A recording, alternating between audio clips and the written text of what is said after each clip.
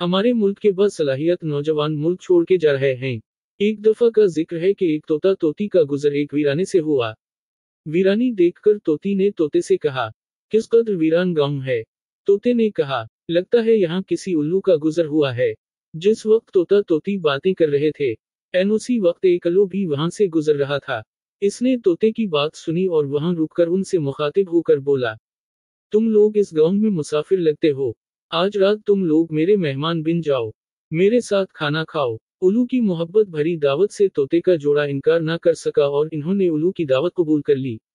खाना खाकर जब इन्होंने रुखसत होने की इजाजत चाही तो उल्लू ने तोती का हाथ पकड़ लिया और कहा, तुम कहाँ जा रही हो। तोती परेशान होकर बोली, ये कोई पूछने की बात है, मैं अपने खावनत के साथ वापस जा रही हूँ। उल्लू ये सुनकर हंसा और कहा, ये तुम क्या कह रही हो जबकि तुम तो मेरी बीवी हो। इस पे तोता तोती उल्लू पर झपट पड़े और गर्मा गर्मी शुरू हो गई। दोनों में जब बहस व तकरार ज्यादा बढ़ी तो उल्लू ने तोते के सामने एक तजवीज पेश करते हुए कहा, ऐसा करते हैं, हम तीनों अदालत चलते हैं और अपना मुकदमा काजी के सामने पेश करते हैं।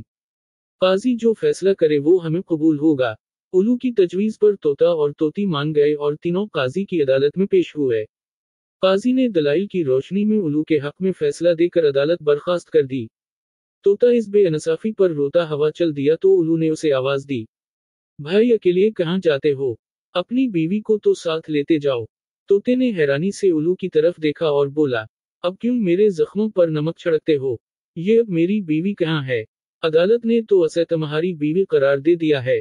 उल्लू तोते की बात सुनकर नरमी से बोला, नहीं दोस्त, ये तोती मेरी नहीं बल्कि तुम्हारी ही बीवी है।